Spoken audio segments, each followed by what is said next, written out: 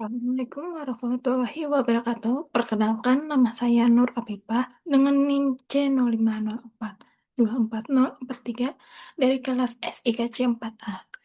Jadi, di sini saya akan mempresentasikan perancangan sistem yang sudah saya bikin, yang mana bertujuan untuk pemenuhan nilai ulangan akhir semester dari mata kuliah Analis dan Desain Sistem Informasi Kota Cerdas yang dosen pengampunya yaitu Bapak Dr.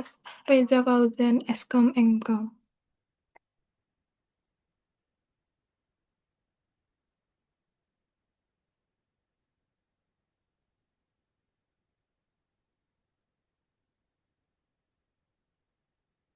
Jadi, sistem yang saya rancang ini berjudul Sistem Informasi Jadwal Pemeliharaan Fasilitas Kampus.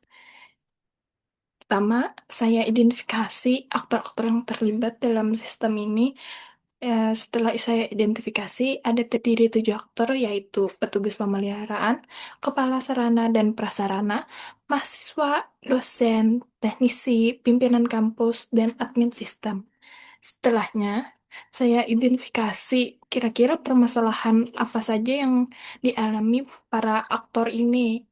Ya, seperti petugas pemeliharaan tidak mengetahui prioritas pekerjaannya, kepala Sarpras sulit memonitor kondisi fasilitas secara real time, mahasiswa yang melaporkan kerusakan sering lambat ditangani dari POV dosen, gangguan fasilitas menghambat proses pembelajaran, teknisi sering tidak lengkap mendapatkan sebuah informasi kerusakannya.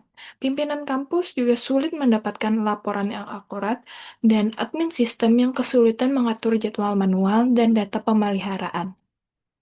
Masuk ke kebutuhan fungsional dari aktor petugas pemeliharaan. Di sini terdiri dari setidaknya 10 kebutuhan fungsional seperti petugas pemeliharaan dapat melihat daftar tugas pemeliharaan yang didapat, melihat detail jadwal pemeliharaan, sampai dapat melihat riwayat pemeliharaan fasilitas yang pernah ditangani. Next, kebutuhan fungsional untuk aktor kepala Sarpras bi- dapat melihat seluruh data fasilitas kampus, melihat seluruh jadwal pemeliharaan fasilitas, sampai mengevaluasi efektivitas pemeliharaan fasilitas kampus. Dari ak- dari aktor mahasiswa memiliki kebutuhan fungsional seperti melihat daftar fasilitas kampus, melihat status fasilitas yang seperti tersedia, sedang dipelihara, rusak atau selesai diperbaiki, sampai sampai memiliki kebutuhan fungsional dapat memberikan tanggapan atau konfirmasi apabila fasilitas sudah kembali digunakan dengan baik. Dari kebutuhan fungsional untuk aktor dosen sendiri, eh, contohnya seperti melaporkan kerusakan fasilitas kampus, mengisi laporan kerusakan, beserta deskripsi dan bukti pendukung, menerima pemberitahuan apabila fasilitas yang digunakan sedang dalam pemeliharaan, sampai dapat melihat estimasi waktu penyelesaian pemeliharaan fasilitas tersebut. Next, dari sisi teknisi, teknisi dapat melihat laporan kerusakan yang membutuhkan penanganan, dapat melihat detail kerusakan fasilitas, menerima tugas perbaikan dari admin atau kepala sarpras, sampai menandai pekerjaannya sebagai selesai setelah fasilitas diperbaiki.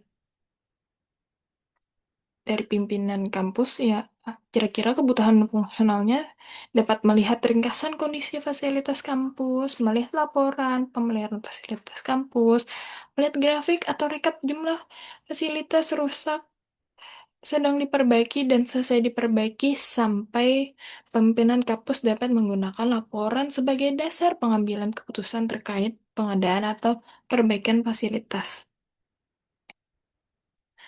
Untuk kebutuhan fungsional admin sistem ini, setidaknya ada 15, sehingga dalam uh, PowerPoint-nya saya bagi jadi dua agar tidak terlalu penuh. Nah, di sini admin dapat menambahkan data fasilitas kampus, dapat mengubah data fasilitas kampus, dapat membuat jadwal pemeliharaan fasilitas kampus, sampai dapat mencetak atau mengunduh laporan pemeliharaan. Setelah diidentifikasi kebutuhan fungsionalnya, maka saya identifikasi kebutuhan non-fungsionalnya. Setidaknya ada 15 kebutuhan non-fungsional seperti fitur harus memiliki login, login untuk membatasi akses pengguna, logout, dapat digunakan selama 24 jam, menampilkan notifikasi secara cepat dan akurat, menyimpan riwayat aktivitas pengguna, sampai dapat dikembangkan untuk kebutuhan smart campus atau kota cerdas. Next. Setelah diidentifikasi kebutuhan fungsional dan non-fungsionalnya, kita masukkan kebutuhan fungsionalnya itu ke dalam diagram atau yang bisa disebut use case diagram. Di sini karena aktunya ada 7 dan total seluruh jumlah kebutuhan fungsionalnya itu ada 69, maka saya untuk use case diagramnya saya pecah atau saya crop menjadi 4 bagian. Ini yang bagian pertama, bagian kedua, bagian ketiga seperti ini, dan bagian keempatnya atau bagian akhirnya seperti ini. Nah, mungkin untuk ingin lebih melihat detailnya, nanti saya akan lampirkan use case diagram ini dalam laporan. Masuk ke deskripsi use case, di sini saya hanya mengambil 5 kebutuhan fungsional yang akan dimasukkan ke tabel deskripsi use case yang menurut saya itu penting, sangat penting untuk sistem informasi ini. Yaitu yang pertama itu mengelola data fasilitas kampus, yang kedua membuat jadwal pemeliharaan, yang ketiga mengirim laporan kerusakan, yang keempat memperbarui status pemeliharaan, dan yang kelima monitoring dan melihat laporan pemeliharaan. Setelah setelah dibikin tabel deskripsi use case-nya, bagian alurnya saya jadikan activity diagram dan kebutuhan fungsionalnya pun saya samakan jumlahnya dan saya samakan seperti deskripsi use case sebelumnya. Seperti ini. Mau activity diagram mengelola data fasilitas kampus. Ini tampilan activity diagram membuat jadwal pemeliharaan. Activity diagram mengirim laporan kerusakan, activity diagram memperbarui status pemeliharaan, serta activity diagram monitoring dan melihat laporan pemeliharaan.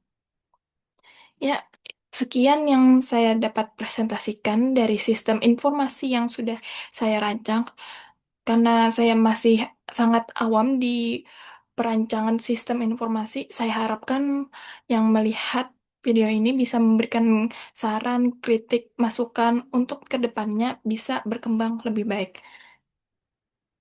Ya, sekian dari saya. Salah hilap, mohon maaf. Wassalamualaikum warahmatullahi wabarakatuh.